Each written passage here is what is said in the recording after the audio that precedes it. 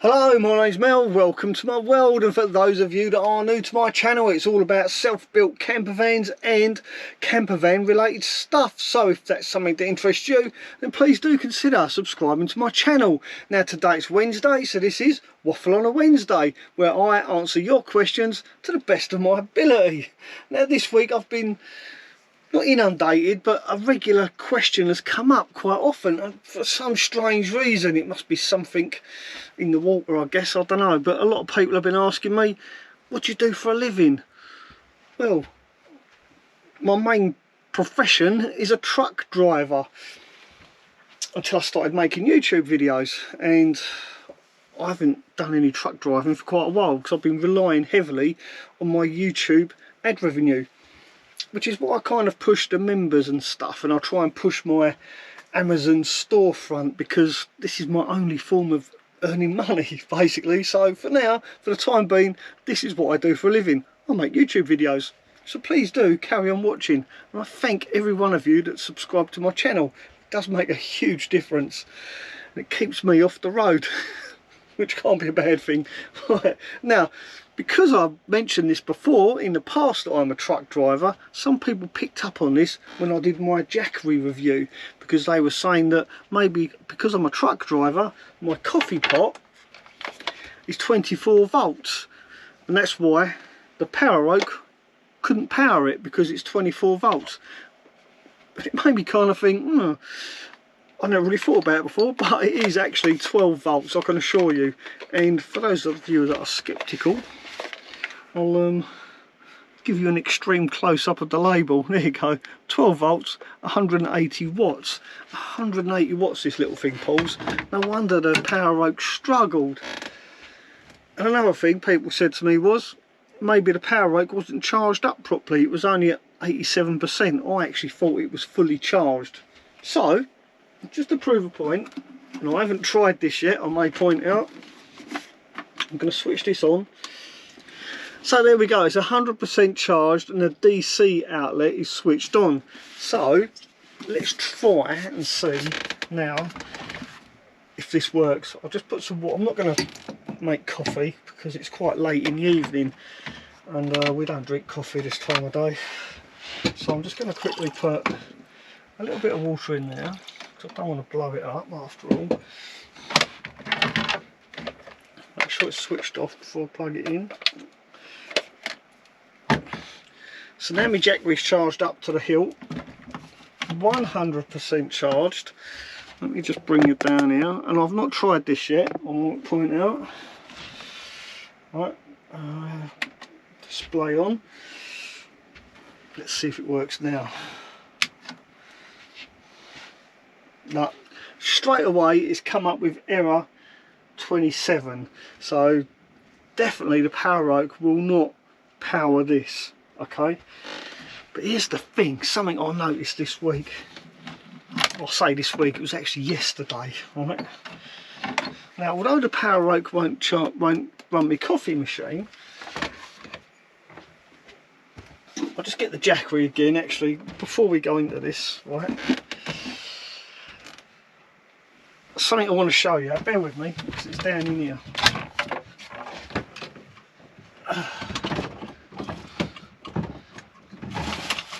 Down in my garage I've got a tyre pump. Now please don't ask me to do a review on this tyre pump. I got this off eBay. It wasn't overly expensive, but I can tell you right now the pump works really well, except the pressure gauge is absolutely crap. It's just miles out. It's about 20 psi out. Alright, so if you've got one of these, do not rely on the pressure thing. Right, actually this might actually work, so I haven't got a... So Poweroak first.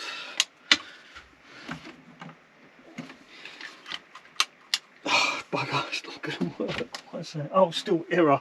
I've got to reset it. Hang on.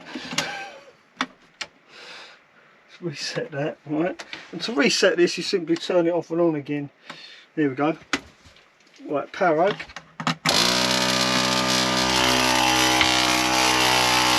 works perfectly fine. Jackery on the other end, switch it on, there we go, it's switched on. It won't work, it just makes this funny, it's tripped it out, look at that. Oh hang on, are you on now? I don't even know if you can see this. Let's do that again. So the Jackery, right, switch it on, plug it in, straight away it trips out. Let's switch this off. Right, switch it on, you listen till it goes put and then stops. That's it, that's all it does. So I'm a bit confused. The Jackery will run my coffee pot, the Poweroak won't. The Poweroak will run my tyre pump, but the Jackery will not. So why is all that about, eh? If you know the answer to this problem, then do let me know. Just to prove a point again, hang on. Just to show that the Jackery will run my power. There we go, look. That's the coffee pot.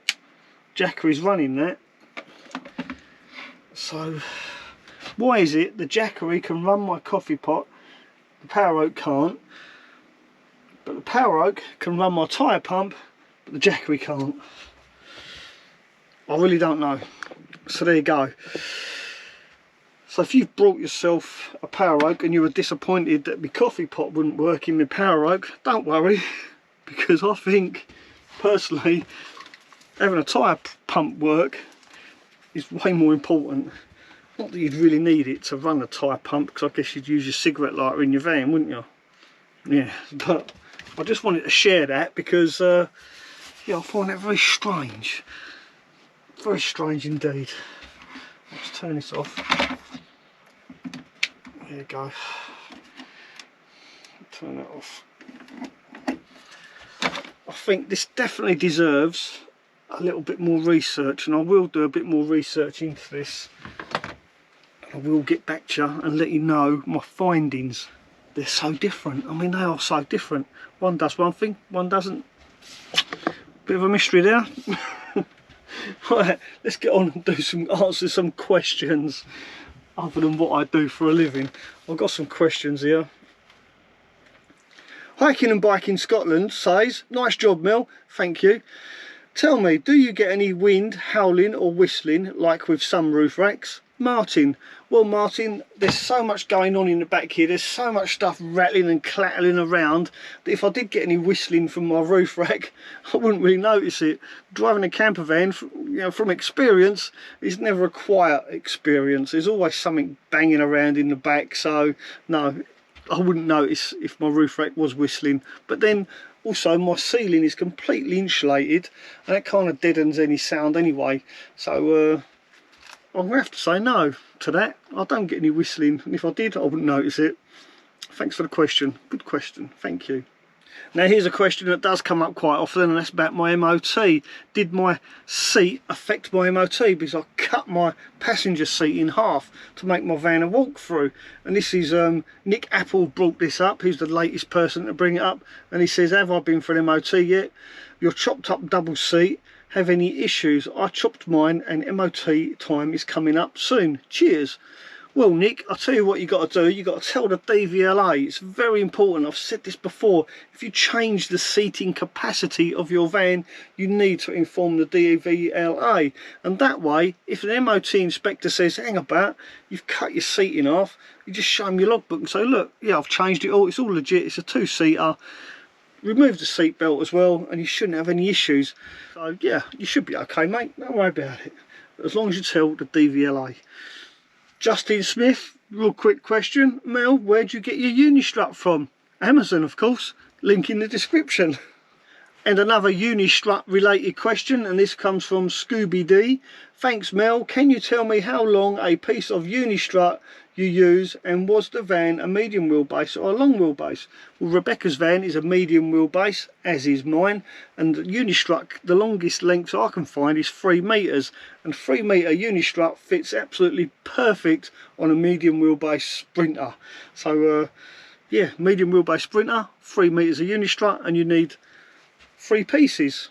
You need the 41mm height Unistrut down each side, and I should have mentioned this in the Unistrut video, and I do apologise. So it's 41mm struts down each side, and in the lower profile 21mm Unistrut to go across.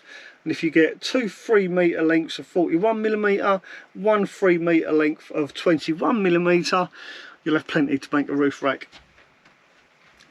I hope that makes sense.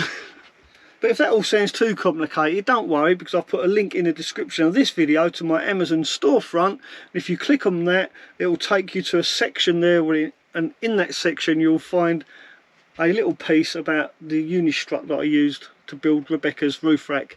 Everything you need to know is all there. So yeah, click that link to my Amazon storefront. Well, I think that'll probably do for this week. So if you like this video, if you found it mildly entertaining, then please do give me the thumbs up, and don't forget, if you're new to my channel, please do consider subscribing, and in return I shall carry on working, creating free content for as long as it's feasible. Thanks for watching. Ta-ra for now.